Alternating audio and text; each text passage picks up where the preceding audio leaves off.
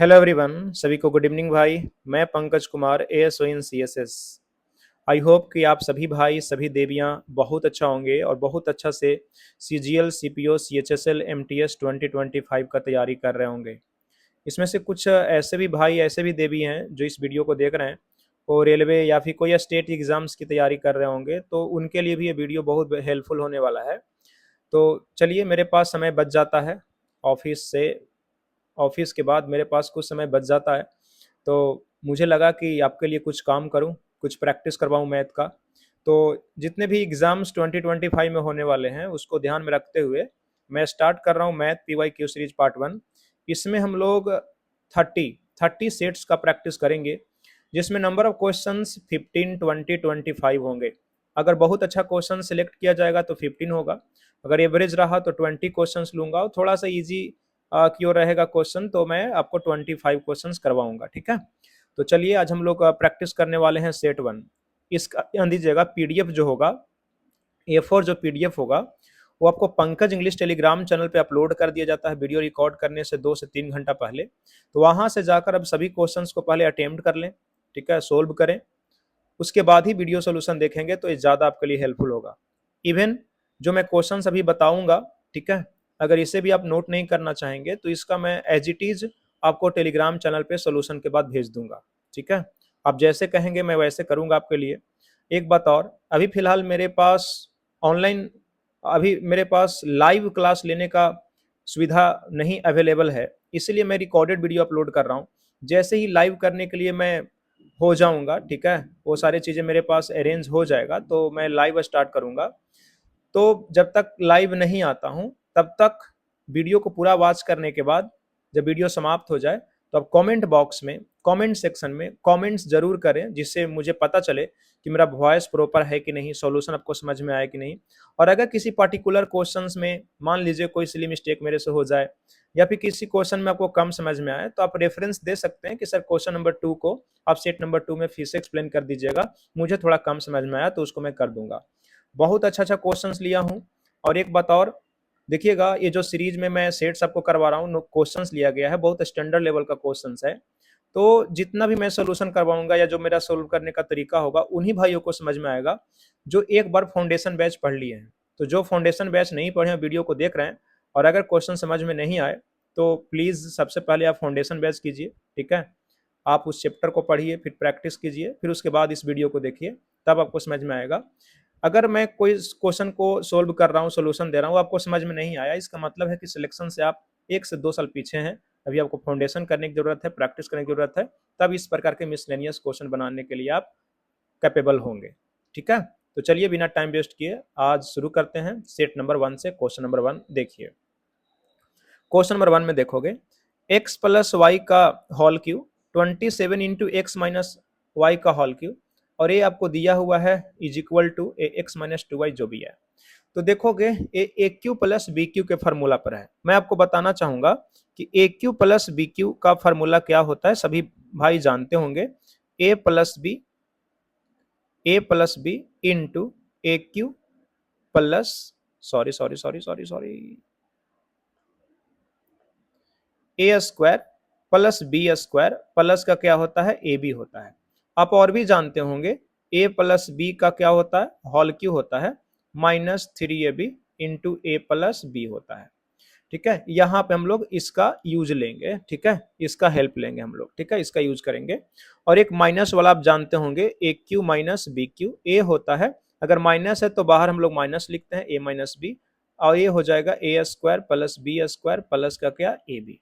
ठीक है, इसको अगर क्यू में लिखेंगे तो ए माइनस बी का whole cube plus 3ab into A minus B होता है। ठीक है, तो ये आप दो जानते होंगे, नहीं जानते होंगे तो इसको आप नोट डाउन कर लीजिएगा, है ना, नोट डाउन कर लीजिएगा और एग्जाम के 1 महीना पहले से आप रिवाइज करिएगा। मैथ्स में भाई क्वेश्चन नोट करने से ज्यादा आपको कॉन्सेप्ट नोट करना है। ठीक है, कॉन्सेप्ट नोट करने हैं, ठीक है, फार्मूला नोट करना है, कॉन्सेप्ट नोट करना है, क्वेश्चंस नोट नहीं करिए। अब तो आपके पास पीडीएफ है तो क्वेश्चन नोट करने में टाइम वेस्ट मत कीजिएगा। ठीक है, तो चलिए इसका मैं यहाँ पे हेल्प लेता हूँ इस फार्मूले का। ठीक है, देखो भाई यहाँ पे x प्लस वाई को मैं a मान लेता हूँ और इसको मैं क्या लिख सकता हूँ, ध्यान दीजिएगा, a 27 एक्स माइनस वाई का ये जो होल क्यूब लिखे हैं, इसको मैं लिख सकता हूँ 3 × x - y का मैं होल क्यूब लिख सकता हूँ, और इसको मैं मान लूंगा क्या, b। ठीक है, मैं समझा रहा हूँ। x प्लस वाई को क्या मान लिया हूँ, a, और 3 × x - y को क्या मान लिया हूँ, b। तो देखोगे अब यहाँ से ए क्यू प्लस बी क्यू है कि नहीं। अब इसको मैं ब्रेक करूंगा, ठीक है, ए क्यू प्लस बी क्यू को ब्रेक करूंगा तो हो जाएगा a प्लस बी। तो a प्लस बी करूंगा तो x प्लस वाई प्लस, ध्यान दीजिएगा 3 × x + y को ऐड करोगे तो कितना हो जाएगा 4x, और y प्लस में और 3y माइनस में तो माइनस का 2y। ठीक है, ब्रेक करूंगा। ठीक है, तो देखोगे ए वाला पार्ट मैं यहाँ से लिख दिया हूँ, ए क्यू प्लस बी क्यू, यहाँ देखोगे सबसे ऊपर ए क्यू प्लस बी क्यू में ए प्लस बी, तो यहाँ पे मैं लिख दिया। ठीक है, अब देखोगे ये भी इन्होंने भी ब्रेक करा है, इन्होंने भी ब्रेक करा है ax - 2y से, और मेरा आ रहा है 4x - 2y, तो 2y मैच कर गया। तो यहाँ से ध्यान दीजिएगा मैं ले सकता हूँ कि a इज इक्वल टू कितना हो गया, 4। ठीक है, 4 हो गया। अब यहाँ पे देखिएगा मैं ब्रैकेट में करता हूँ, अब ए स्क्वायर करता हूँ, तो ए स्क्वायर करूंगा तो थोड़ा सा कॉम्प्लिकेटेड है, अच्छा क्वेश्चन है, यहाँ पे ज्यादा शॉर्टकट नहीं, थोड़ा पूरा लिखना। ए स्क्वायर करूंगा तो x square plus y square plus 2xy। अरे भाई ए क्या है, x प्लस वाई है ना, तो इसका पूरा स्क्वायर करेंगे। बी स्क्वायर करेंगे तो 3 × x - y का होल स्क्वायर करेंगे तो 3 3 का 9 हो जाएगा, 9x स्क्वायर प्लस का 9y स्क्वायर, और 9 दूनी 18, 18 का xy। ठीक है, और एक और भी तो होता है, मैं ए स्क्वायर कर दिया, बी स्क्वायर कर दिया, और यहाँ पे होता है क्या, माइनस ए बी। अगर माइनस ए बी करोगे तो ए क्या है, एक्स प्लस वाई है। ठीक है, एक्स प्लस वाई है, और बी क्या है हमारा, 3 × x - y है, और माइनस में करना है, तो इसको ध्यान दीजिएगा, हम करेंगे तो x प्लस वाई और x माइनस वाई, तो ए स्क्वायर माइनस बी स्क्वायर 3 गुना हो जाएगा, तो माइनस का 3x स्क्वायर और हो जाएगा प्लस का 3y स्क्वायर। ठीक है, इस पूरे को हम ऐड करेंगे, इस पूरे को क्या करना है, ऐड करना है।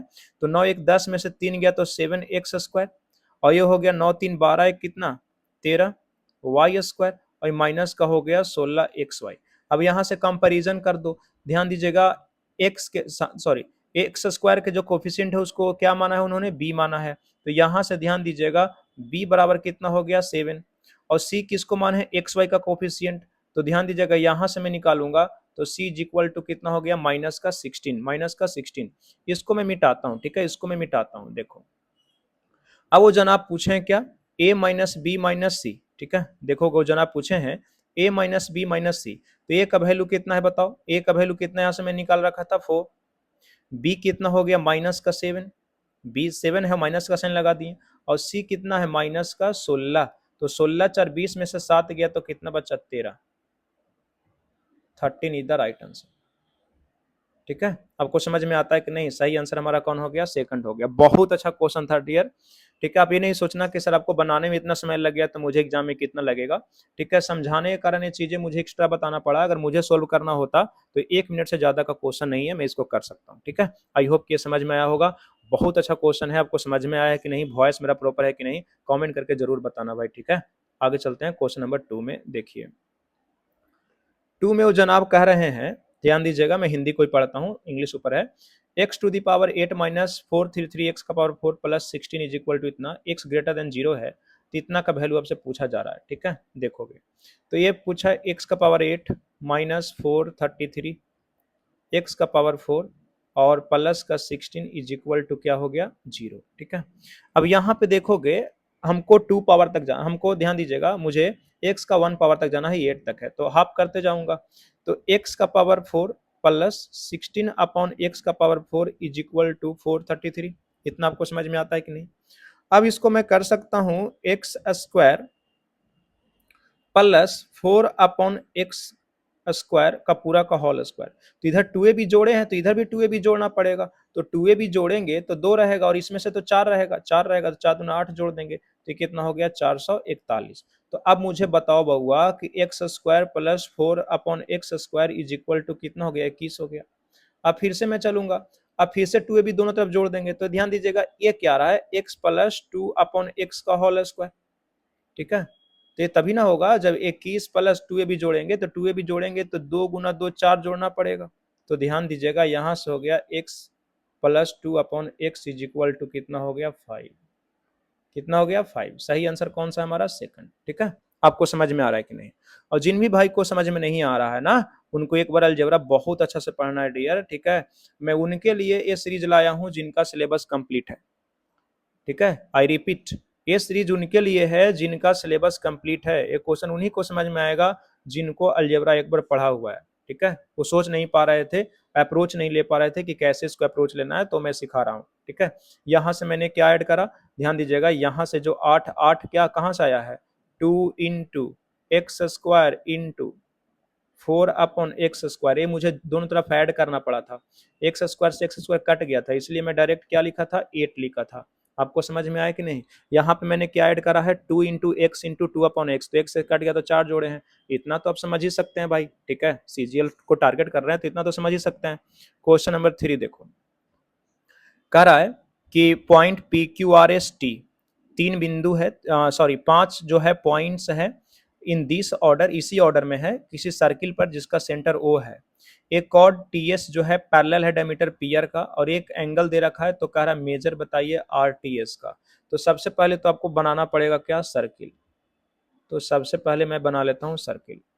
एक व्यास दिया हुआ है, ठीक है, डायमीटर दिया हुआ है, तो डायमीटर आपको बनाना पड़ेगा, ठीक है।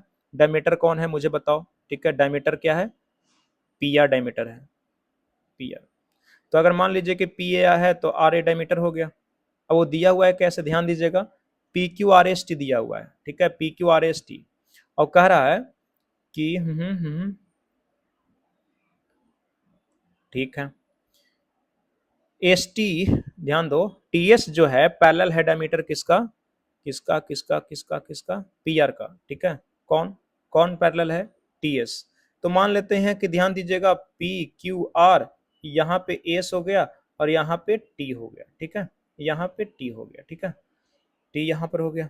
अब ये नहीं कि PQRS TC में ले लेना, तो फिर कभी पैरेलल नहीं होगा, ठीक है, कभी पैरेलल नहीं होगा। वो 2 पॉइंट हमेशा जो है RP के ऊपर है। उन्होंने कहा है कि यही देखो, यही, ठीक है, ये जो PR है वो पैरेलल है किसका, TS का, ठीक है। अब वो दे रखे हैं कुछ डेटा, उसको देख लो। RQT 58 है, RQT, RQT, ये जो एंगल हमारा दिया है वो कितना दिया हुआ है, 58 डिग्री, ठीक है। तो आप पूछ रहा है कि RTS बताइए, RTS कहाँ है भाई, RTS, ये वाला जनाब आपसे एंगल पूछा जा रहा है कि एंगल कितना होगा RTS। आपको समझ में आ रहा है कि नहीं? ठीक है, समझ में आ रहा है। तो एक चीज देखिएगा, अगर ये हमारा डायमीटर है भाई, ये डायमीटर है RP, तो डायमीटर के द्वारा ध्यान दीजिएगा ये वाला जो एंगल बनेगा वो 90 होगा कि नहीं। ये तो आपको समझ में आ गया कि 90 हो गया। PTR 90 हो गया, PTR 90 हो गया, ठीक है, ये 90 हो गया। एक चीज मुझे और बताओ कि ए 58 दिया है तो इसका यूज तो होगा, तो यूज ए है कि ए वाला तुम आर्क देखो, आरटी आर्क तुमको दिख रहा है, तो आरटी आर्क के द्वारा जो क्यू पर एंगल बना है वही एंगल बराबर हो जाएगा किस पे, पी पे। तो ए भी हमारा ध्यान दीजिएगा, ए भी एंगल जो हमारा पी हो जाएगा 58 हो जाएगा। अब जब 58 ये हो गया भाई, तो मुझे बताओ कि अगर ये दोनों पैरेलल है PR और ST, तो ए वाला एंगल जो P एंगल है और T जो पूरा एंगल हो जाएगा, ये पूरा, ठीक है, PTS, ये दोनों का सम 180 हो जाएगा। और ये 90 अकेला है, तो बताओ 90 और 58, 90 और 58, और यहाँ पे एंगल ये वाला निकालना है ए, तो इसको कितना रखे कि 180 हो जाएगा।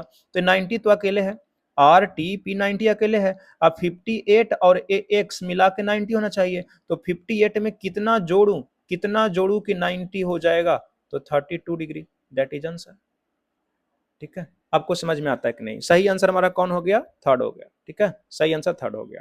आई होप कि आपको समझ में आया होगा, ठीक है। इसमें मैं एक कॉन्सेप्ट यूज करा कि डायमीटर के द्वारा पेरीमीटर के किसी भी पॉइंट पे, ठीक है, सर्किल के किसी भी पॉइंट पे बना हुआ कोण, अर्धवृत्त का कोण 90 डिग्री होता है, आपने बनाया।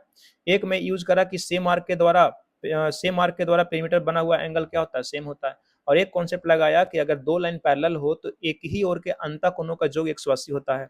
तो 58 90 और प्लस x 180 होना चाहिए, तो 90 तो अकेले हो गया, तो 58 में कितना जोड़े कि 90 हो जाए, तो 90 90 180 हो जाएगा, तो 32 डिग्री, ठीक है। आई होप कि आपको मैं समझा चुका हूं। आगे बढ़िएगा, नेक्स्ट क्वेश्चन देखोगे।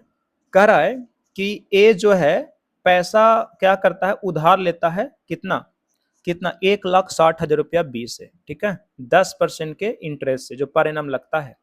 Eight the same time at the simple interest है, ध्यान रखना, मतलब साधारण ब्याज है। Same time be lent the same sum to the C, कह रहा है कि जो पैसा लिया है वो सी को उधार दे दिया है सेम रेट पर, कंपाउंड इंटरेस्ट, लेकिन ये ध्यान दीजिए चक्रवृद्धि ब्याज पर दिया है, और इतना ही नहीं, compounded semi annually for 2 years। अब ध्यान दीजिएगा चक्रवृद्धि ब्याज तो लग रहा है लेकिन अर्धवार्षिक लग रहा है। अर्धवार्षिक कहने का मतलब है कि 4 टर्म लगेगा। तो find the amount earn by A in the whole transaction. ध्यान दीजिएगा कुछ ऐसे है कि यहां से बी है और बी पैसा उधार दिया है किसको, ए को, और ए को जो पैसा उधार मिला है वो दे दिया किसको, सी को। ठीक है, सी को। अब मान लीजिए कि यहां से कुछ पैसा ए लिया यहां, और ए जो पैसा लिया उसको सी को दे दिया। तो हुआ है ऐसा कि ए जितना इंटरेस्ट पे, जितना ध्यान दीजिएगा इंटरेस्ट ए पे करेगा बी को, उससे ज्यादा पैसा कमा लेगा किसे, सी से। तो वही देखना है कि सी से कितना ज्यादा कमाता है। सी से कमाया हुआ और बी को जितना देना है, दोनों का डिफरेंस देख लेंगे, वही हमारा अमाउंट हो जाएगा। शायद आपको समझ में नहीं आ रहा होगा तो मैं इसको बना के बताता हूं। देखो देखो, ए बी के पास पैसा कितना है, 1,60,000 रुपया है। ठीक है, ए को देते हैं जब रेट कितना होता है हमारा 10%, और टर्म कितने हैं 2। ठीक है, लेकिन यहां पे जो पैसा आता है, जो पैसा आता है ये देता है सी को, लेकिन रेट कितना हो गया 5%। ठीक है, अरे भाई हाफ एनुअली होगा तो रेट आधा हो जाता है, और टर्म कितने हो जाएंगे, दुगुना। ठीक है, तो 2 से 4 हो जाएगा। ध्यान दीजिएगा हाफ एनुअली पर क्या होता है, रेट आधा हो जाता है और टाइम दुगुना हो जाता है। ठीक है, अब देखिएगा, तो तय सी बात है कि देखते हैं कि ये इसका ध्यान दीजिएगा, इसका मतलब 4 टर्म के लिए हम लोग निकालेंगे सी आई, और इसका निकालेंगे 2 टर्म के लिए एस आई, या फिर अमाउंट भी निकाल सकते हैं, कोई बड़ी चीज नहीं है। तो देखिएगा मैं इसको सोल्व करता हूं। 5% का फ्रैक्शन वैल्यू, 5% का फ्रैक्शन वैल्यू कितना होता है बताओ, होता है 1/20।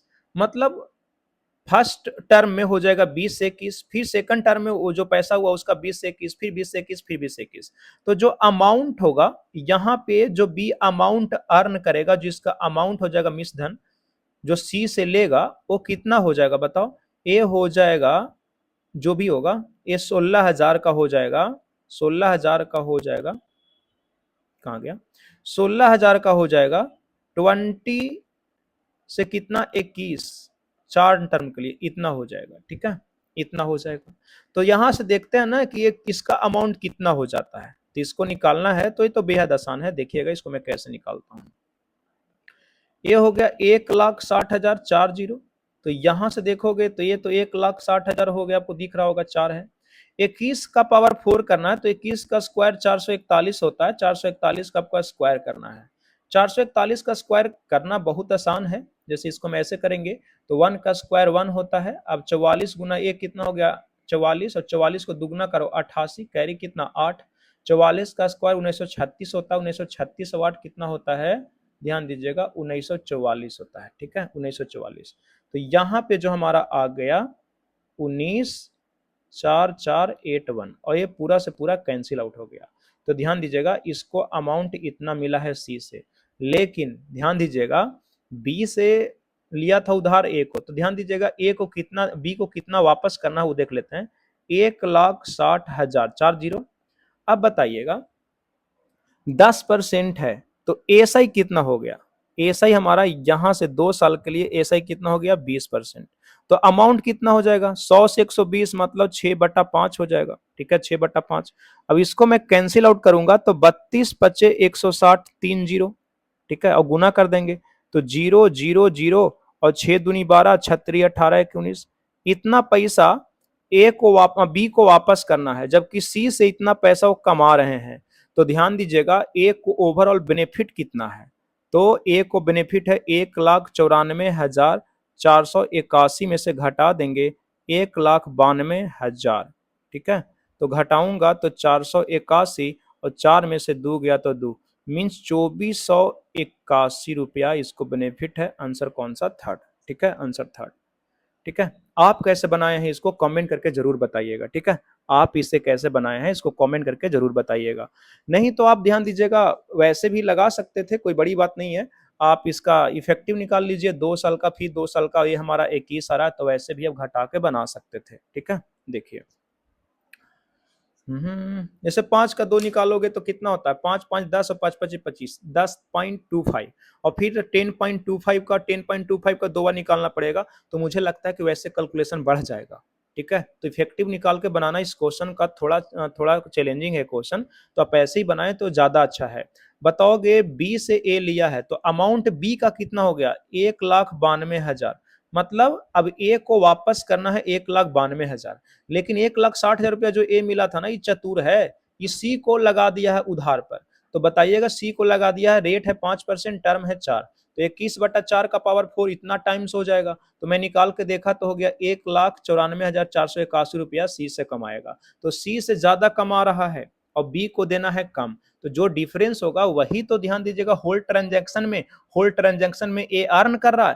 तो बताइएगा होल ट्रांजैक्शन में ए को कितने रुपया का अर्निंग हो रहा है, कितने रुपया का बेनिफिट हो रहा है, तो 2481 रुपया का बेनिफिट हो रहा है। आंसर हमारा कौन सा हो गया, थर्ड। ठीक है, समझाने के लिए क्वेश्चन को थोड़ा सा लंबा बनाना पड़ा, लेकिन एक क्वेश्चन को बनाया जा सकता है तुरंत। आगे बढ़ते हैं नेक्स्ट क्वेश्चन की ओर। देखिए, आइए, एक क्वेश्चन है आपका, कह रहा है कि एक आदमी है जो धारा की दिशा में 8 किलोमीटर की दूरी तय करता है, निश्चित समय में तय कर सकता है, और उसी समय में, यहाँ पे कटा हुआ है, उसी समय में या उतना ही समय में, सॉरी सॉरी सॉरी सॉरी, यहाँ ठीक है जो भी समझो, उसी समय में नहीं, यहाँ पे हिंदी लिखा हुआ है, उतना ही समय में धारा के विपरीत दिशा में 6 किलोमीटर जाता है। यदि धारा के विपरीत दिशा में, यहाँ पे कटा हुआ है, धारा के विपरीत दिशा में 24 किलोमीटर की दूरी और धारा के दिशा में उतना ही दूरी इतना घंटा में तय करता है, तो चाल ज्ञात करें। ठीक है, तो क्या यहाँ पे कटा हुआ क्या है यार,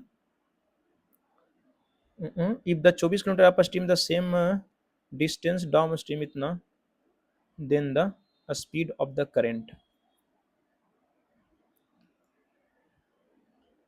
क्या कुछ मिसिंग है क्या? एक आदमी धारा की दिशा में 8 किलोमीटर की दूरी निश्चित समय में तय कर सकता है और उतना ही समय में धारा के विपरीत दिशा में 6 किलोमीटर करता है, यदि धारा के विपरीत दिशा में 24 किलोमीटर। अच्छा ठीक है, ठीक है, देखो देखो ये क्या कहा है क्वेश्चन, देखिएगा, इसमें कुछ है नहीं। सबसे पहले तो कंडीशन दिया है कि 8 किलोमीटर जाता है डाउन स्ट्रीम, तो डाउन स्ट्रीम का स्पीड डी मान लिए, और 6 किलोमीटर जाता है अप स्ट्रीम, और दोनों में समय क्या लगता है, बराबर लगता है। तो यहां से डाउन स्ट्रीम और अप स्ट्रीम का हम लोग स्पीड का रेशियो निकाल सकते हैं। ठीक है, स्पीड का रेशियो निकाल सकते हैं, तो ये हो जाएगा, बताओगे 4 अनुपात कितना, 3। ठीक है, यहां से तो रेशियो के लिए डेटा दे रखे थे। अब बोले हैं, यहां से देखिएगा सेकंड स्टेप स्टार्ट होता है, यहां तक तो मैं काम कर दिया। ठीक है, अब कह रहा है कि धारा के विपरीत दिशा में 24 और उतना ही धारा की दिशा में जाने में उनको समय लगता है 1 घंटा, एक सही 3/4 घंटा लगता है। तो बताओगे 24 जाता है धारा के विपरीत, तो धारा के विपरीत हमारा कितना हो गया, बताओ 3x, और धारा की दिशा में कितना हो गया 4x। जाने में उनको समय लगता है 4 और 3 7, 7/4 घंटा उनको समय लगता है। अब इसको ध्यान दीजिएगा, मैं कट करूंगा तो 24 24 आप ऐसे भी देख सकते हैं। ठीक है, ये मैं कट कर दिया 6 और एक कट कर दिया कितना 8, 8 6 कितना हो गया 14/x/4/7/4। यहां से आप देख रहे हैं तो x इज इक्वल टू कितना हो गया 8।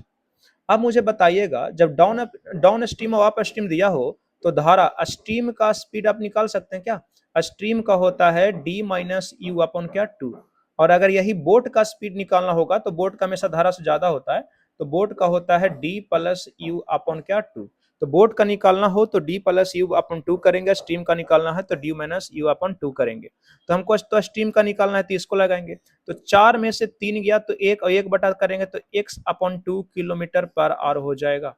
और ध्यान दीजिए x का वैल्यू निकाल चुके हैं तो 4 किलोमीटर पर घंटा। This is answer. आपको समझ में आता है कि नहीं? बेहद आसान क्वेश्चन, बेहद आसान क्वेश्चन है भाई, बेहद आसान क्वेश्चन है। ठीक है, चलो आई होप कि समझ में आ गया हो गया। ठीक है, अरे भाई डाउन स्ट्रीम क्या होता है? डाउन स्ट्रीम होता है बोट प्लस स्ट्रीम, और अप स्ट्रीम क्या होता है? Boat minus stream. एस मतलब धारा की चाल। तो ध्यान दीजिएगा, अगर दोनों इक्वेशन को जोड़ोगे तो 2b is equal to D plus U हो जाएगा, तो b निकालेंगे तो d प्लस यू अपन 2 होगा कि नहीं, और अगर स्ट्रीम का निकालेंगे तो घटाना पड़ेगा, तो यहाँ से घटाएंगे तो b से b कैंसिल आउट हो जाएगा, तो 2s is equal to D minus U हो जाएगा, तो s is equal to D minus U अपन 2 हो जाएगा। तो यही तो मैं यहाँ पे लिखा हूँ। ठीक है, आपको समझ में आ गया होगा, है ना? चलिए आगे बढ़ते हैं नेक्स्ट क्वेश्चन की ओर।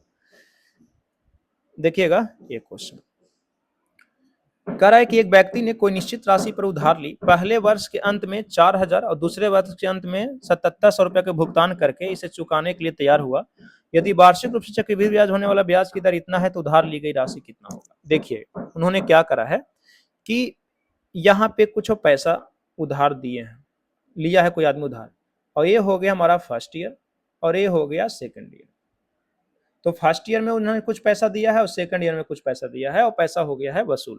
ठीक है, देखिए तो यहां से यहां जाने में कितना लगा, रेट ऑफ इंटरेस्ट हमारा कितना है, आर बराबर कितना है 10%। 10% बोले तो 1/10 मतलब 10 से 11 हो रहा होगा। तो यहाँ से 10 से 11 हो जाएगा और यहाँ भी 10 से 11 हो जाएगा। अगर हम लोग यही वापस चलेंगे इधर से यहाँ पे आएंगे, ध्यान दीजिएगा आपको मैं एक लॉजिक समझाता हूँ। हम लोग यहाँ से यहाँ जा रहे हैं तो कितना टाइम हो रहा है, 11 से 10 हो रहा है। यहाँ से यहाँ जाएंगे तो 11 से 10 हो रहा है। अगर यही रिवर्स आएंगे यहाँ से यहाँ और फिर यहाँ से यहाँ तो ये हो जाएगा 10/11, 10/11 और ये भी हो जाएगा 10/11। ठीक है, आपको समझ में आ रहा है कि नहीं। तो देखिएगा सेकंड ईयर का दिया हुआ है हमारा कितना, 7700 रुपया, 7700 रुपया जो सेकंड ईयर दूसरे साल के अंत में किया है। तो ध्यान दिए दूसरे साल में 7700 दिया है तो उसको 10/11 से गुना कर देंगे तो कितना हो गया 7000। तो दूसरे फर्स्ट ईयर के अंत में 7000, लेकिन वो 4000 दे रखे थे, 4000 देने के बाद 7000 बचा था, उसी पे ध्यान दीजिएगा रेट ऑफ इंटरेस्ट लगा तो 11/10 से कितना हो गया 77 तो इसमें हम लोग क्या करेंगे 4000 ऐड कर देंगे। तो फर्स्ट ईयर में कितना हो गया 11,000, 11,000।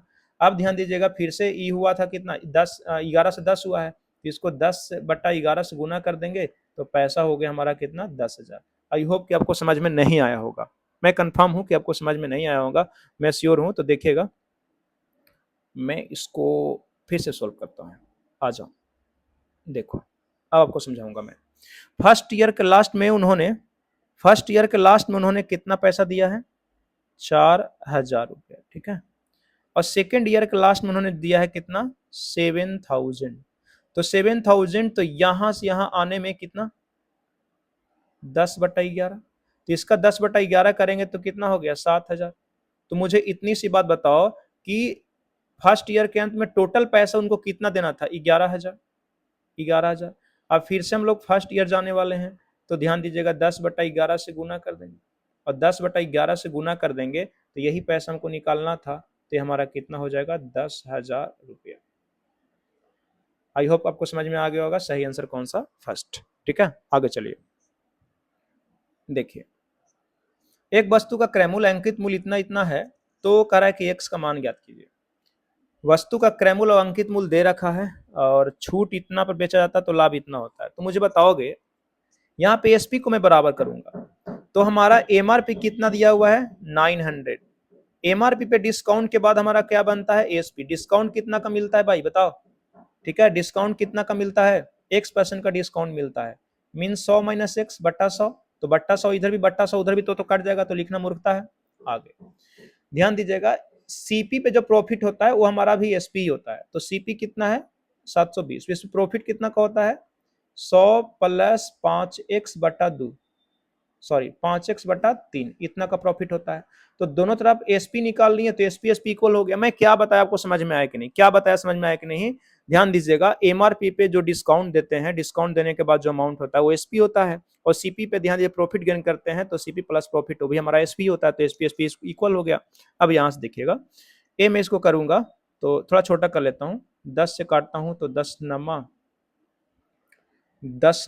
90 और ये हो गया 8 नमा 72, ये हो गया 1000 और ये हो गया 800। तो बताओगे कितना हो गया 200 इज इक्वल टू, ये हो गया 8×5 40x/3 और उधर से हो गया कितना 10x। मुझे बताओ ये कितना हो गया 600 इज इक्वल टू 40 और 30 70x/3। ये 7 से 7 कट गया, 7 से 7 कट गया। ठीक है, मैंने सही करा ना। ये हो गया 10,000 और ये हो गया सॉरी 1000 और ये 800 तो 200 हो गया। ठीक है, और यहां से मैंने करा ये हमारा हुआ क्या 10x और 8×5 40 तो ये हो गया 70x, 0 से 0 कैंसिल आउट हुआ तो x इज इक्वल टू 180/7 तो बहुत हो रहा है, ये तो बहुत हो रहा है। कहाँ पे गड़बड़ हो रहा है बताओ, कहाँ पे मैंने गड़बड़ करा? आपको दिख रहा है क्या? लाइव ही नहीं है कि मैं आपका कमेंट देख पाऊँ। चलो देखो, ये तो 900 पे डिस्काउंट दिया था तो 100 - 6 हो गया, और ये 720 था, इस पे मैंने प्रॉफिट अर्न करा है तो 100 प्लस 5x/3 हो गया, ये बिल्कुल सही है। 10 नमा 90, 8 नमा 72, ये सही है। 800 हो गया, अच्छा ये सॉरी, ये हमारा हो गया कितना, 1000, और ये 800 हो गया तो ये हो गया, ठीक है। 8 पच्चू, ये फिर से मैं देखता हूँ, तो ये तो 200 आपको दिख रहा था, ये तो हमारा 200 दिख रहा है। 1000 में से 800 हो गया तो 200। अब ठीक है, इधर देखो, ये हमारा हो गया 8 पच्चू 40x बट्टा का कितना 3, और ये हो गया हमारा कितना 10x, ठीक है। अब इसको मैं करूँगा तो हो जाएगा 200 इज इक्वल टू 70x बट्टा कितना 3। अब ये जीरो से जीरो कैंसिल आउट हो गया, तो 20 दिया 60/7 इज इक्वल टू x, तो x इज इक्वल टू हो गया 8 सत्तू 56 4/60 आंसर, ठीक है। कहाँ पे गलती कर रहा था मैं, कहाँ पे गलती कर रहा था? ठीक है, चलिए यही हमारा आंसर हो गया। देखो आगे बढ़ते हैं नेक्स्ट क्वेश्चन की ओर। देखो एक क्वेश्चन, ये भी क्वेश्चन बहुत तगड़ा है।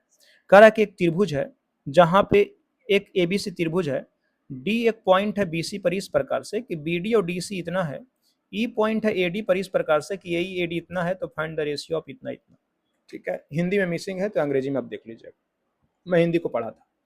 तो सबसे पहले तो एक त्रिभुज बनाए, अच्छा से एक त्रिभुज बनाए, डी पॉइंट है बीसी पे, तो जिस पे पॉइंट कहेगा उसको नीचे बनाओ, थोड़ा सा फोटो बनाने में और क्वेश्चंस बनाने में इजी पड़ता है।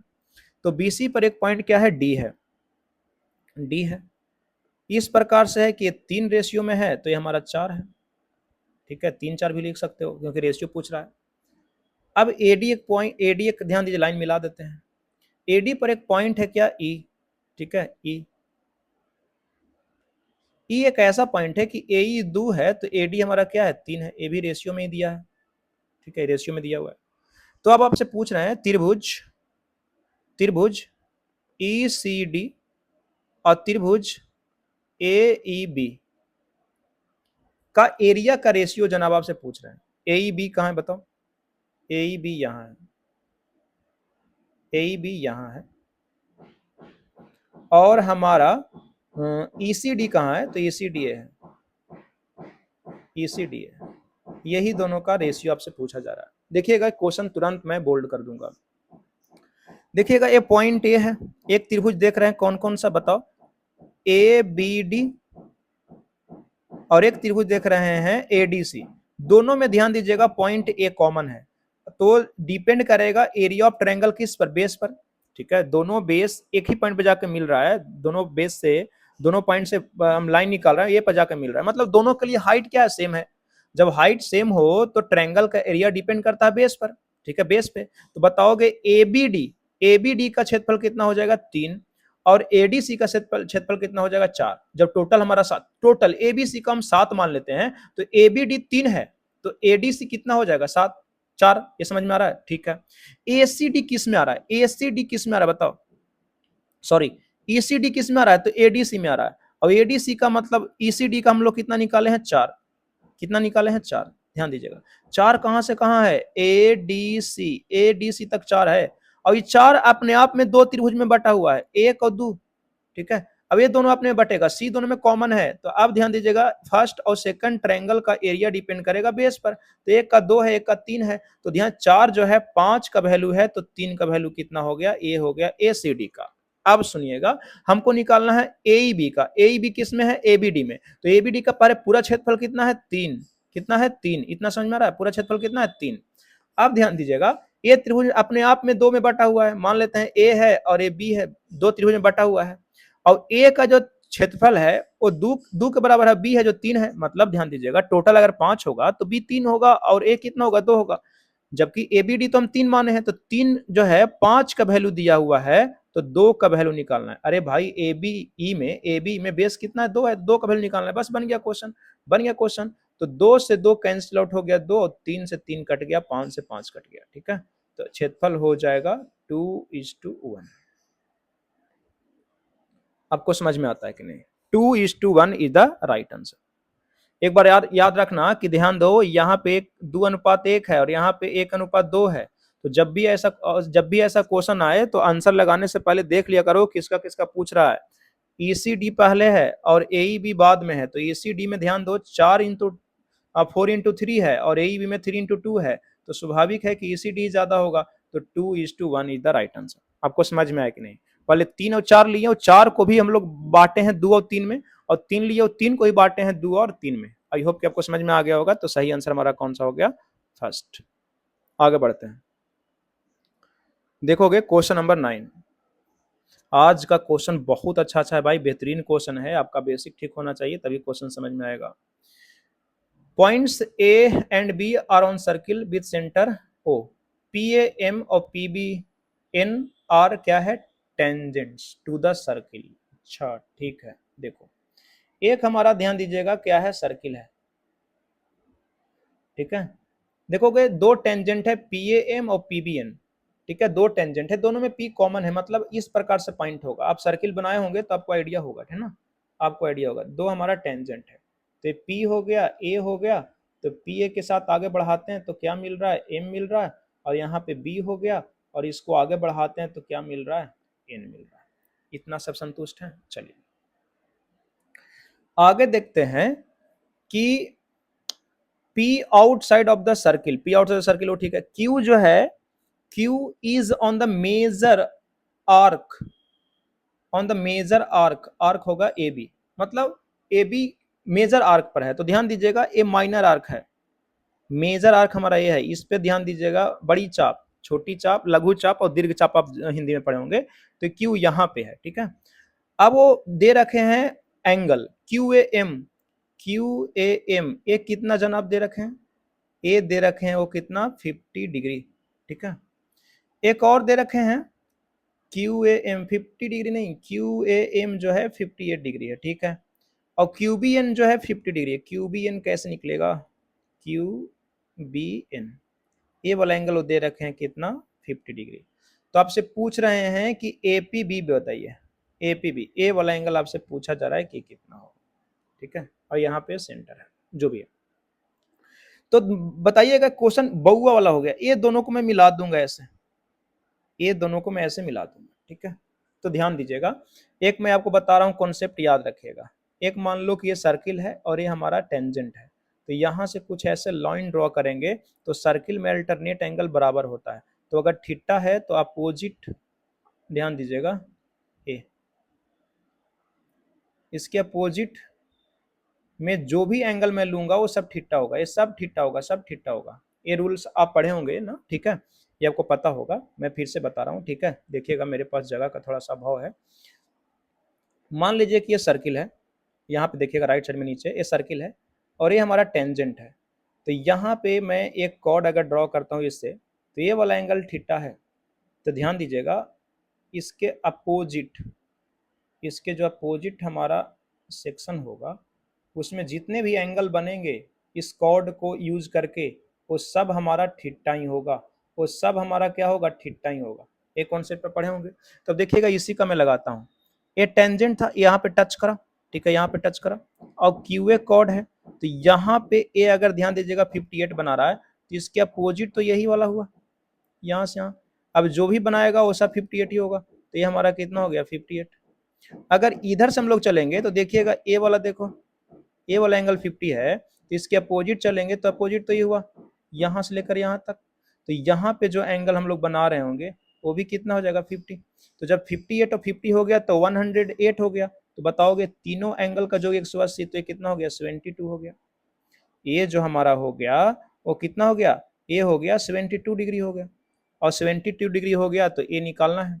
अब ये निकालना है तो ध्यान दीजिएगा, 72 डिग्री जो था 180 माइनस थीटा अपन 2 था। तो ध्यान दीजिएगा, थीटा करेंगे तो 144, 144 180 में से गया तो कितना बचा? 36 डिग्री। आंसर, आंसर, ठीक है। कितना बचा? 36।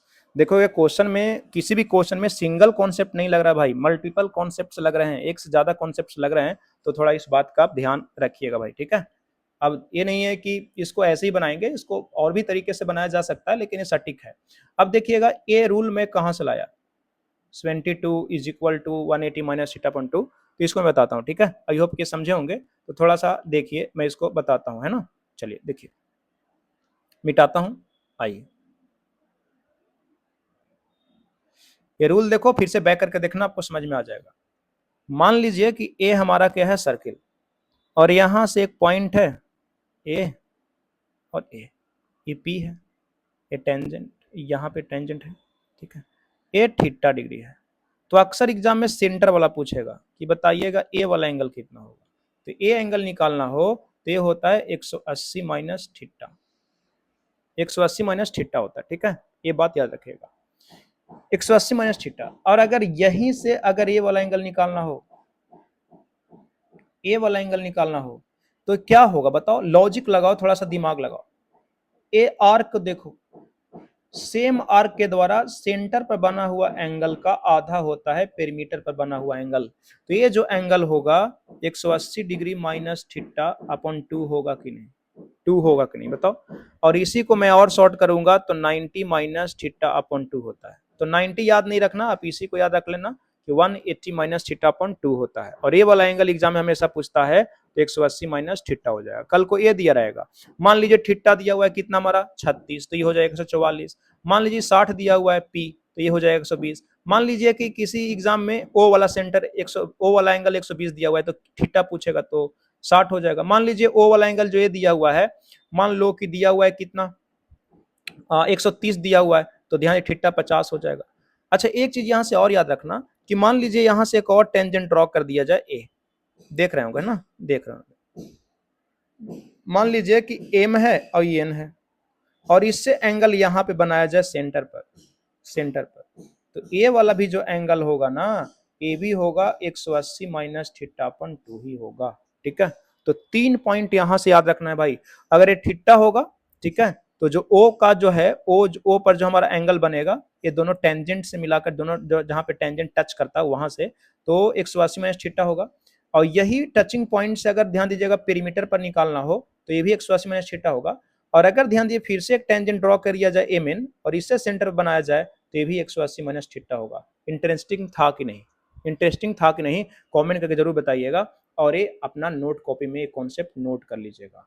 अगर ये आपको समझ में आ गया है तो इसी का यूज करके मैं वहां पे किया था कि ध्यान दीजिएगा ए वाला एंगल मैं निकाल लिया था, ध्यान दीजिएगा। अब वहां पे क्या दिया हुआ है इस क्वेश्चन में, ए वाला एंगल कितना दिया हुआ था बताओ, ए वाला एंगल दिया हुआ है 72, और ए वाला एंगल निकालने के लिए क्या किए थे, 180 माइनस थीटा अपन 2 किए थे। तो ध्यान दीजिएगा 44, तो थीटा बराबर कितना हो गया 36। यही तो मैं करा था, यही तो करा था ना भाई, ठीक है। आई होप आपको समझ में आया होगा, ठीक है। जिनको समझ में नहीं आया फाउंडेशन क्लास पढ़िए। आगे देखिए, chord A B of a circle radius 10 centimetre, ठीक है, उसका जो डिस्टेंस है सेंटर ओ से वो 8 है। टेंजेंट ड्रॉ किया जाता है ए और बी पर जो इंटरसेक्ट करता है पी पर, तो लेंथ ऑफ द एपी बताइए। ये सेम ही टाइप के क्वेश्चन है, फिगर भी ऐसे ही बनेगा, ठीक है। देखिएगा सेम फिगर है, पी पे ध्यान दीजिए क्या करता है, इंटरसेक्ट करता है, और कॉर्ड हमारा एक क्या है A B, A B, A B एक कॉर्ड है, ए बी एक क्या है, कॉर्ड है, ऐसे बनेगा, ठीक है, ए बी एक कॉर्ड है। सेंटर से इस कॉर्ड का जो दूरी है वो कितना है 8 सेंटीमीटर, ठीक है, जबकि रेडियस वजन आप दे रखे हैं 10 सेंटीमीटर, 10 सेंटीमीटर। तो पूछा जा रहा है कि लेंथ ऑफ एपी बताइए, एपी और बीपी क्या होगा, बराबर होगा, इसी का लेंथ पूछ रहे हैं। तो सबसे पहले हम इसको ऐसे ड्रॉ कर देंगे। आप जानते हो कि ये वाला जो एंगल होता है 90 डिग्री होता है, तो ये वाला एंगल भी क्या हो जाएगा 90 डिग्री हो जाएगा, 90 डिग्री हो जाएगा। अब इसमें तुमको लगाना है क्या, सिमिलरिटी। सिमिलरिटी जब लगाने की बात आती है ना तो बच्चे का होश गायब हो जाता है, ठीक है, बेहोशी वाले हालत में चल जाते हैं। सिमिलरिटी लगाना है। अब सिमिलरिटी लगाने के लिए पहले एंगल मैच कर लिया करो। हम लगाएंगे सिमिलरिटी, देखो किसमें, इसका ओ नाम देते हैं और इसका पी नाम देते हैं, ए ओ पी में। और एक लगाना है हमको सिमिलरिटी, ध्यान दीजिएगा, बड़ू ट्रायंगल में। बड़ू ट्रायंगल लेंगे तब ना एपी निकलेगा भाई, ठीक है, इसमें सिमिलरिटी लगाएंगे। जब भी ऐसा क्वेश्चन आएगा तो आपको एकदम फिक्स कर लेना दिमाग में कि सिमिलरिटी लगेगा भाई, ठीक है, सिमिलरिटी लगेगा। अब ध्यान दीजिएगा, यहाँ पे एक चीज मैं कर सकता हूँ, देखो क्या कर सकता हूँ कि 10 है या 8 है तो 6 हो गया, चलो थोड़ा सा इजी कर लो। अब ध्यान दीजिएगा, ये जो 90 डिग्री है इस 90 डिग्री के बराबर है, एक एंगल में बराबर कर लिया। ए वाला एंगल जो है दोनों में सेम है, ध्यान दीजिएगा। ए ओ पी में भी, अच्छा पी तो दो जगह हो गई ना, तो क्यू कर लेते हैं। ए ओ क्यू में भी और ए ओ पी में, दोनों में ए वाला एंगल क्या है, सेम है। तो तीसरा एंगल कौन बराबर होगा बताओ। तो ध्यान दीजिएगा, तीसरा एंगल हमारा जो बराबर होगा, ये बड़ू का ए वाला एंगल, बड़ू का ए वाला एंगल और छोटू का ए वाला एंगल क्या होगा, बराबर होगा। ठीक है, अब हम लोग सिमिलरिटी समझ गए हैं। अब सिमिलरिटी लिखेंगे नहीं, बस हम लोग टारगेट करेंगे रिजल्ट पे। देखोगे एपी निकालना है, एपी बड़े उलट ट्रायंगल में है। एपी किसके सामने है, इस ट्रायंगल के इस एंगल के सामने है, ओ के सामने है। तो छोटू में ओ के सामने कौन है, 6 है, तो बट्टा में 6 कर देंगे बराबर। देखोगे फिर से सेम एंगल को लेते हैं ना, तो बड़ा त्रिभुज को हम लोग पहले ले रहे हैं, बड़ा त्रिभुज पहले ले रहे हैं। संगत भुजाओं का अनुपात क्या होता है, बराबर। और फिर छोटू त्रिभुज ले रहे हैं, छोटू त्रिभुज। तो संगत भुजाओं का अनुपात क्या होगा, बराबर। संगत भुजा मतलब इक्वल एंगल के सामने वाला भुजा लेंगे। तो बड़ा में ध्यान दीजिएगा, एपी किसके सामने है, ओ के सामने। तो ध्यान दीजिए, छोटू में ओ के सामने कौन है, 6 है। खत्म हो गया यहीं पे। अब बड़ू में आते हैं। बड़ा ट्रायंगल में बताइएगा और क्या आपको नोन है, क्या ओपी नोन है, तो ओपी नहीं लेना। बड़ा वाला ट्रायंगल में ध्यान दीजिएगा, एओ मालूम है, वो कितना है, 10। और एक बार ऊपर बड़ा लेते हैं तो दूसरी बार भी बड़ा ही लेना, 10। 10 90 के सामने है, किसके सामने, 90 के सामने है 10। नहीं, 90 सामने नहीं है। बड़ा में ध्यान दीजिएगा, ए एंगल जो रेड वाला दिख रहा है ना, इस एंगल के सामने 10 है। तो छोटकू में ध्यान दीजिएगा, ये रेड वाला के सामने कौन है, 8 है। 8 है, बस हो गया क्वेश्चन होगा। 3 दूना 6, 4 दूना 8, 5 दूनी 10 और 2 दूना 4। ठीक है, तो बताओगे एपी इज इक्वल टू कितना हो गया, 7.5 आंसर। आपको समझ में आता है कि नहीं। ठीक है, हम लोग रेशियो ले लिए कौन में, बड़ू ट्रायंगल में, और किस में, छोटू ट्रायंगल में, है ना। चलिए फिर से एक बार मैं समझाऊंगा। ये 90 90 इक्वल हो गया। ये वाला एंगल ध्यान दीजिए दोनों में बराबर था, दोनों में सेम ही था। तो रेड वाला है, तो मैंने सबसे पहले एपी लिया, तो एपी किसके सामने था, ओ के सामने। तो छोटू में ओ के सामने क्या निकाल रखे हैं, 6। ठीक है, अब ध्यान दीजिए 10 लेते हैं, क्योंकि हमको ओपी तो पता नहीं है, 10 पता है। तो 10 किस एंगल के सामने है, किस एंगल के सामने है बड़ू ट्रायंगल में, तो पी के सामने। और पी वाला एंगल जो है छोटू में किसके बराबर था, ओ ओ ए क्यू के बराबर था। ओ ए क्यू, ए वाला एंगल देखिए, ए। तो P के सामने 10 है, तो ये छोटू जो रेड दिख रहा है इसके सामने कौन है, 8 है, बराबर कर दिए। संगत भुजाओं का अनुपात क्या होता है, बराबर होता है। ये 7.5 हमारा आंसर हो गया। ठीक है, आई होप कि आपको समझ में आया होगा। आगे चलते हैं नेक्स्ट क्वेश्चन में। देखिए आज का जो क्वेश्चन है बहुत अच्छा है भाई, शानदार है, बहुत मस्त मस्त क्वेश्चन है। थोड़ा सा इफर्ट लगाना समझने में, है ना। 8 अंक वाली एक संख्या है, 8 8 8 x 5 3 y और 4 72 से डिविजिबल है। ए जो है हमारा 72 से डिविजिबल है। 72 कहने का मतलब है, इसको फैक्टर करेंगे 9 इंटू 8। ठीक है, 9 इंटू 8। अब हम लोग को 9 पे चेक करना है और 8 पे चेक करना है। 9 और 8 पे चेक करना है, अगर दोनों से डिविजिबल हो जाए तो 22 से डिविजिबल हो जाएगा, क्योंकि ऐसे 22 पर देखना थोड़ा सा मुश्किल हो जाएगा। वाई का अधिकतम मान लेना है, वाई का मैक्सिमम वैल्यू लेना है।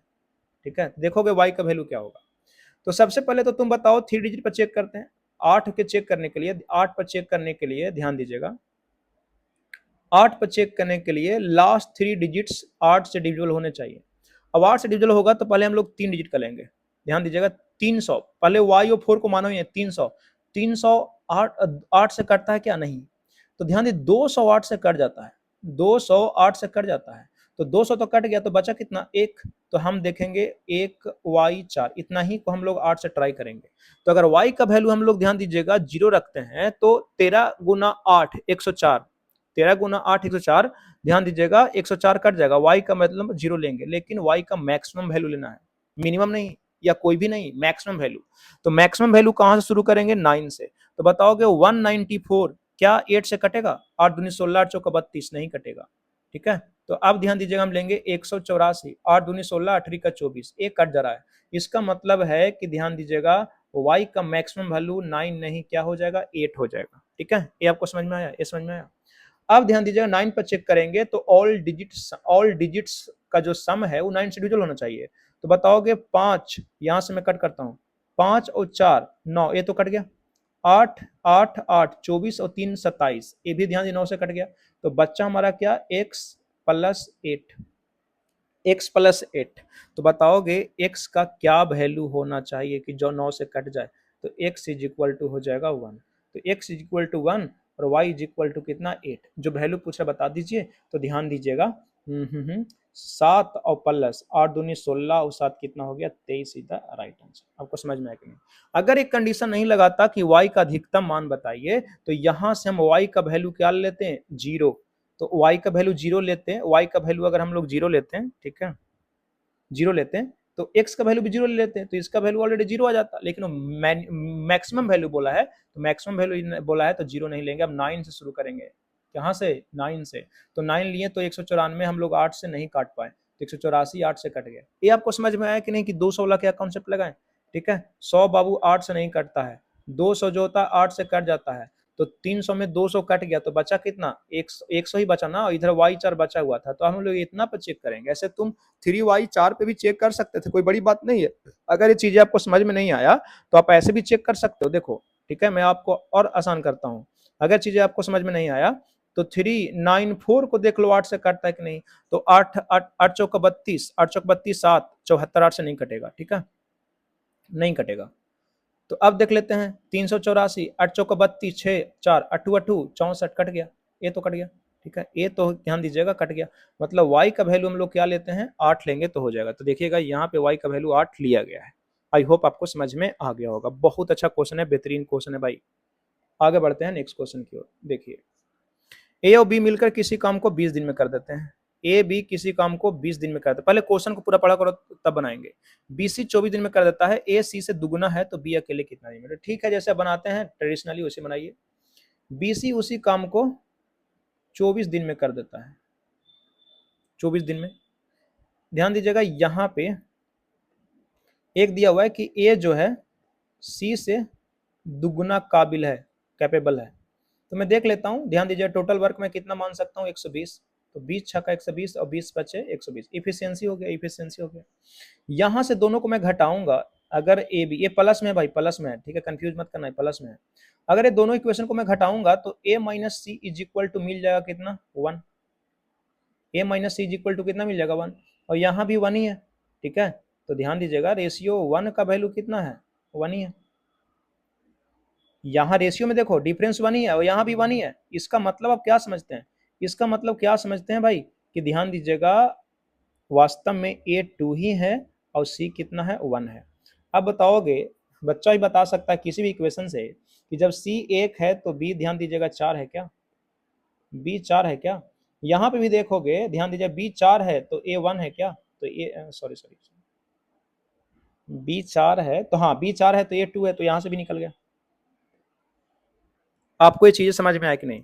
देखोगे मेरे भाई, रेशियो में रेशियो में भी डिफरेंस कितना का है, 1 का है। और ऐसे भी ध्यान दीजिएगा डिफरेंस जो हम इफिशियंसी माने हैं उसमें भी कितना का है, 1 का ही है। इसका मतलब है कि जो आपका रेशियो दिया हुआ है वही इफिशियंसी है वास्तव में। तो ये ए का इफिशियंसी 2 है, सी का इफिशियंसी 1 है, तो सी यहाँ 1 पुट करेंगे तो बी 4 हो जाएगा। अगर ध्यान दीजिएगा ये ठीक है, अगर ए यहाँ 2 पुट करेंगे तो बी 4 हो जाएगा, ऐसे ही मिल रहा है। तो कह रहा बी अकेले उस काम को 40% को कितने समय में करेगा, तो टोटल काम कितना है 120, लेकिन करना है कितना 40%, मतलब 2/5। और बी का क्षमता कितना है 4, यही तो है। 4 पचे 20 छक्का 120, मतलब 12 दिन में वो निपटा देंगे। सही आंसर कौन सा हो जाएगा, फर्स्ट। आई होप कि आपको ये भी समझ में आया होगा। आगे बढ़ते हैं नेक्स्ट क्वेश्चन। 8,000 रुपया की राशि पर 10% वार्षिक दर से इतना में साधारण ब्याज और चक्रवृद्धि ब्याज के बीच में अंतर क्या होगा? ठीक है, तो ध्यान दीजिएगा, पहले मैं एसआई निकालता हूं कितने साल के लिए, 5 दूनी 10 2 12, 12/5 ईयर के लिए एसआई कितना होगा मुझे बताओ। तो एसआई निकालने के लिए रेट ऑफ टाइम को डायरेक्ट गुना कर देते हैं, तो 10 गुना 5 ने 10 2 12/5 कितना हो गया 24%। अब सीआई निकालना है, सीआई निकालना है 12/5 ईयर के लिए, नहीं तो आप ऐसे ही लिखो, चलो 2 सही 2/5 ईयर के लिए निकालना है। तो पहले 2 ईयर का बताओगे, 2 ईयर का सीआई कितना होता है 10% से 21%। आपको पता है कि नहीं, 10 का सक्सेसिव लगा होता है 21। अब 21 और बताओगे यहाँ पे 2/5 है, तो 1 साल के लिए 10 है, तो 2/5, तो 2/5 के लिए कितना हो जाएगा 4%। अब 21 और 4 पे सक्सेसिव लगा देंगे, 21 और 4 पे सक्सेसिव लगा देंगे, तो 21 21 और प्लस कितना 4, और 21 चौका 84 बट्टा क्या 100। अरे सक्सेसिव लाना जानते हैं ना, A plus B plus A B बट्टा क्या 100। आप तो जानते होंगे ना, जानते होंगे, जानते होंगे। तो इसको मैं कर दूंगा तो कितना हो जाएगा बताओ, ये हो जाएगा 25.84%। और ये 24 कह रहा है कि अंतर बताइए, तो बताओगे अंतर कितना हो जाएगा, अंतर हमारा हो जाएगा 1.84%। ठीक है अंतर। और रुपया में पूछ रहा है तो 8000 गुणा 1.84, ठीक है 1.84, परसेंटेज हटाएंगे तो 2 जीरो कट गया, और इसको भी हटाएंगे तो 1 जीरो कट गया, बट्टा 10। अब कर लेंगे, 8 चौका 32 और 18 अठा 44 से 147 बट्टा कितना 10। तो ये हमारा हो गया, इसको मैं हटाता हूँ, तो ये हमारा हो गया 147.2 आंसर फर्स्ट। आई होप कि आपको ये समझ में आया होगा हम लोग, ठीक है इफेक्टिव निकाल के इसको इजीली बना सकते हैं। आगे बढ़ते हैं नेक्स्ट क्वेश्चन। देखिएगा किसी समकोण त्रिभुज में अंतः त्रिज्या परित्रिज्या स्मॉल आर दिया हुआ है 3 और कैपिटल आर दिया हुआ है 12.5 सेंटीमीटर। ठीक है, तो कह रहा है त्रिभुज का क्षेत्रफल बताइए। तो त्रिभुज का क्षेत्रफल इस R small R capital R से मैं बताऊंगा, ठीक है समकोण त्रिभुज में, ठीक है थोड़ा सा ध्यान रखना। देखिएगा मान लीजिए कोई समकोण त्रिभुज है ए बी से, बी पे समकोण है, तो इसमें अगर स्मॉल आर निकालना हो तो ए होता है, मान लीजिए ये है, ये बी है और ये हमारा क्या है सी है, ठीक है जो भी है। नहीं तो ऐसे अगर आपको दिक्कत होता है तो मैं इसको ऐसे लिखता हूँ, ये मान लीजिए पी है परपेंडिकुलर, ये बेस है और ये हाइट है हाइपोटेनस। तो स्मॉल जो आर हम लोग निकालते हैं, स्मॉल जो आर हम लोग निकालते हैं वो तब P plus B minus H upon 2, और आर जो निकालते हैं एच अपॉन 2 होता है, हाइपोटेनस का क्या होता है आधा होता है। ठीक है, यहाँ पे अगर स्मॉल आर और कैपिटल आर दिया हुआ हो तो यहाँ पे एरिया निकालने का फार्मूला एक याद रखिएगा, small R square plus 2 R. ठीक है, तो स्मॉल स्क्वायर करेंगे तो 9 हो गया प्लस 2, और 12.5 इंटू 3 करेंगे तो 5 या 15 12 या 36 एक 37, तो 37.5 हो गया। इसको अगर करूंगा तो 75 और 9 कितना हो गया 84 सेंटीमीटर स्क्वायर आंसर। ठीक है, तो आंसर हमारा कौन हो जाएगा, लास्ट हो जाएगा डॉग हो जाएगा। ठीक है, आई होप आपको समझ में आ गया होगा। तो बस एरिया का ये वाला कॉन्सेप्ट और ये वाला फार्मूला आप नोट डाउन कर लीजिएगा, और ये भी कर लीजिएगा कि स्मॉल आर क्या होता है इतना होता है और कैपिटल आर इतना होता है। ठीक है, चलो